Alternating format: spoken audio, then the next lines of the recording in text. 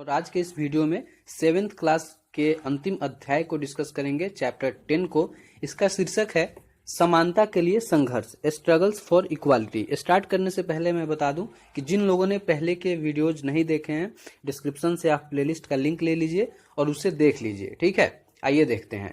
आप सभी जानते हैं कि किसी भी लोकतंत्र में प्रत्येक व्यक्ति को अधिकार होता है समानता के साथ, इक्वालिटी के साथ रहने का। हमारे भारत के संविधान में आर्टिकल 15 में कहा गया है कि किसी भी व्यक्ति के साथ उसके जाति, धर्म, लिंग, जन्म स्थान या फिर अमीर गरीब के होने के आधार पर भेदभाव नहीं किया जाएगा। लेकिन एक्चुअल में क्या होता है, हमारा समाज जो है, हमारा देश लोकतांत्रिक है, लेकिन हमारा समाज है, हमारा परिवार लोकतांत्रिक नहीं है। सबको उस तरीके की समानता सबके पास नहीं है, भेदभाव कहीं ना कहीं होते ही रहता है। क्योंकि जब चुनाव के दिन आते हैं तो मतदान के समय यह जो है बराबरी हमें दिखाई देता है कि कितना भी बड़ा कोई व्यक्ति है वो भी उसी लाइन में लग के वोटिंग करेगा जिसमें एक गरीब या मजदूर व्यक्ति लाइन लग के वोट करेगा। ये एक अलग बात है। लेकिन क्या होता है, हम देखते हैं हमारे देश के अलग अलग हिस्सों में लिंग, जाति, धर्म के आधार पर भेदभाव अभी भी किया जा रहा है, जो कि नहीं होना चाहिए, क्योंकि संविधान जो है ऐसी इजाजत किसी को भी नहीं देता है।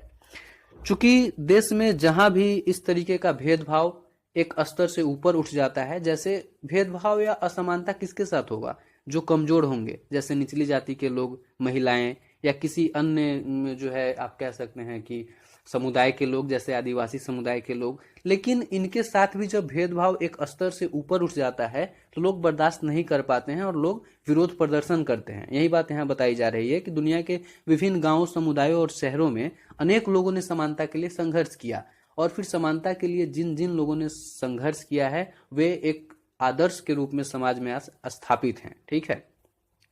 ऐसा ही एक उदाहरण हम लोग इस पुस्तक में पढ़ने वाले हैं। मध्य प्रदेश की घटना है जिसे तवा मत्स्य संघ के नाम से हम जानते हैं। आइए देखते हैं कि तवा मत्स्य संघ क्या है, कैसे इसने जो है अपने अधिकारों के लिए लड़ा, काम किया। यहाँ बताया जा रहा है कि जब भी सरकार द्वारा किसी क्षेत्र को अभयारण्य घोषित किया जाता है या फिर कहीं पे बांध बनाया जाता है तो अधिक से अधिक संख्या में लोग विस्थापित होते हैं, और फिर उस विस्थापितों में अमीर लोग नहीं होते हैं, गरीब होंगे, क्योंकि जहां बांध बनाया जा रहा है उसके पीछे जो लोग रहेंगे वो तो गरीब लोग ही रहेंगे। अमीर लोग तो अच्छे अच्छे जगहों पे रहते हैं जहां कभी कोई परेशानी नहीं होती है। अब क्या होता है कि लोगों और समुदायों का जो यह विस्थापन है हमारे देश में बहुत ही एक बड़ी समस्या है, आज भी है। जब भी कहीं नया बांध बनता है तो लोग विस्थापित होने वाले होते हैं, उनको अपने आजीविका का डर होता है, उनको जो है अपने आवास का डर होता है। कई बार क्या होता है कि लोग एक साथ मिलकर, एकजुट मिलकर जो है विस्थापन के विरोध में प्रदर्शन करते हैं, कहते हैं कि मैं यहाँ से नहीं जाऊंगा। कई ऐसे एनजीओ भी हैं, संगठन भी हैं जो ऐसे विस्थापितों के लिए लड़ते हैं। ऐसा ही जो है एक संगठन बाद में बन के उभरा, तवा मत्स्य संघ, जिसके विषय में हम लोग पढ़ेंगे। बताया जा रहा है कि तवा मत्स्य संघ मछुआरों की सहकारी समितियों का एक संघ है और सतपुड़ा के जंगलों से विस्थापित लोगों के लिए यह अभी भी लड़ रहा है। मतलब सतपुड़ा के जंगल में जो जिस क्षेत्र को आरक्षित कर दिया जा रहा है वहां से लोगों को हटना पड़ रहा है। इसके लिए तवा मत्स्य संघ आज भी सरकार से लड़ रहा है। अब बात करते हैं तवा मत्स्य संघ की। इस घटना के विषय में जाने तो मध्य प्रदेश में एक जगह है, जिला है छिंदवाड़ा। इसमें जो है महादेव पहाड़ियां हैं और इस महादेव पहाड़ियों से निकलती है तवा नदी। सरकार ने निर्णय लिया कि 1958 में तवा नदी पर बांध बनाया जाएगा। बांध बनाने की प्रक्रिया शुरू भी हुई और 1978 में बांध बनकर तैयार हो गया। अब बांध बनने से क्या हुआ कि बांध के पीछे की जितनी भी जगह थी, आप कहें कृषि भूमि या जो लोग वहां रहते थे, उन सभी को वहां से विस्थापित होना पड़ा। विस्थापित लोग बहुत अधिक अलग अलग जगहों पे जा नहीं सके, उनको जगह मिला नहीं, तो बांध के आसपास ही रहने लगे। और कृषि भूमि तो डूब ही चुकी थी, तो अपने आजीविका का आधार उन लोगों ने मछली पकड़ना बना लिया। बांध से मछली पकड़ते थे और उस व्यवसाय से थोड़ा बहुत कमा लेते थे, अपना आजीविका चलाते थे। लेकिन परेशानी तब हुई जब सरकार ने 1994 में तवा बांध में मछली पकड़ने का काम निजी ठेकेदारों को सौंप दिया। प्राइवेट ठेकेदार को कह दिया कि अब आप जो है जाकर वहां से पट्टे पर मतलब दे दिया कि आप वहां जाकर मछली पकड़िए और व्यवसाय कीजिए, मुझे भी पैसा दीजिए। सरकार जो है पैसा कमाने की बात करने लगी। अब जैसे ही निजी ठेकेदार कहीं पे आएंगे तो वो क्यों चाहेंगे कि आम लोग फ्री में इस जगह से मछली पकड़े, जब मैं सरकार को पैसा दे रहा हूं इस काम के लिए। तो निजी ठेकेदारों ने स्थानीय लोगों को वहां से अलग करने का प्रयास किया, गुंडों का भी सहारा लिया वहां से भगाने के लिए। फिर वो श्रमिक भी बाहर से लाने लगे। ये नहीं कि मछली पकड़ने के लिए तो हटा दिए, कम से कम श्रमिक के रूप में इनको रख ले कि इनकी आजीविका चलती रहे। ऐसा भी नहीं किया निजी ठेकेदारों ने। अब जो लोग उस बांध के आसपास रहते थे, जो वहां से ही विस्थापित हुए थे उस बांध के कारण ही, उनमें आक्रोश बढ़ता गया कि एक तो हमारा व्यवसाय पहले ही छीन लिया गया, बांध बनाकर कृषि भूमि डुबा दी गई। दूसरा, हम लोग इस बांध से मछली पकड़कर जो है अपना आजीविका चला रहे थे, उसे भी छीन लिया गया। तीसरा ये कि निजी ठेकेदार आ भी गया तो उसने हमें आजीविका ना देकर, हमें श्रमिक के रूप में ना रखकर बाहर से श्रमिकों को लाया, यानी कि हमें निष्कासित कर दिया इस जगह से। चौथा, निजी ठेकेदारों ने क्या किया, गुंडों का सहारा लिया उन्हें वहां से भगाने के लिए। इतना सब होने के बाद उस समुदाय के लोगों में एक आक्रोश भड़का। उस जो है कह सकते हैं कि इन लोगों ने विरोध प्रदर्शन करना शुरू किया। लोग वहां से हटने के लिए बिल्कुल भी तैयार नहीं थे। सभी ने मिलकर अपने अधिकारों की रक्षा के लिए क्या किया, संगठन बनाने का फैसला किया कि हम संगठन बनाएंगे और इस जो है अपने अधिकार को प्राप्त करेंगे, इससे लड़ेंगे। और वही संगठन जो है तवा मत्स्य संघ के नाम से जाना गया। संघ ने क्या किया, तवा मत्स्य संघ का निर्माण हुआ। उसने सरकार से यह मांग की कि उन्हें बांध में मछली पकड़ने का अधिकार दिया जाए। चक्का जाम किया गया, यानी कि लोगों ने विरोध प्रदर्शन किया इसके विरोध में।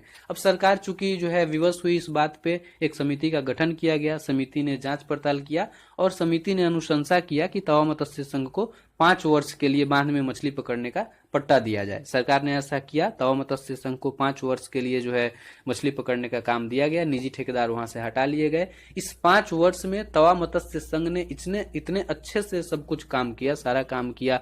आप कह सकते हैं मैनेजमेंट, प्रबंधन इतने अच्छे से किया कि अपने आमदनी को 3 गुना कर लिया। और इन लोगों ने फिर यह सिद्ध कर दिया कि अगर आजीविका का अधिकार मिले तो लोग प्रबंधन भी सीख जाते हैं। ठीक है, तो इस प्रकार जो है तवा मत्स्य संघ की ये कुछ कहानी थी। आज तवा मत्स्य संघ आप कह सकते हैं कि एक संगठन के रूप में कार्य करती है। जितने भी विस्थापित लोग होते हैं उनके लिए कार्य करती है। जैसे हम लोगों ने पढ़ा कि आज भी सतपुड़ा के जंगलों से जो लोग विस्थापित हो रहे हैं उनके लिए यह कानूनी रूप से लड़ रही है। अब भारत के संविधान के विषय में पढ़ते हैं। भारत के संविधान में क्या कहा गया है। बताया जा रहा है कि देश में जितने भी आंदोलन या संघर्ष चलते हैं, विरोध प्रदर्शन चलते हैं, कानूनी रूप से ऐसा होना चाहिए कि संविधान के आधार पर ही वे कोई प्रदर्शन करे, कोई ऐसा काम ना करे जो संविधान के विरुद्ध हो। समता और न्याय की बात जो ये लोग करते हैं वो संविधान के अनुसार ही करते हैं।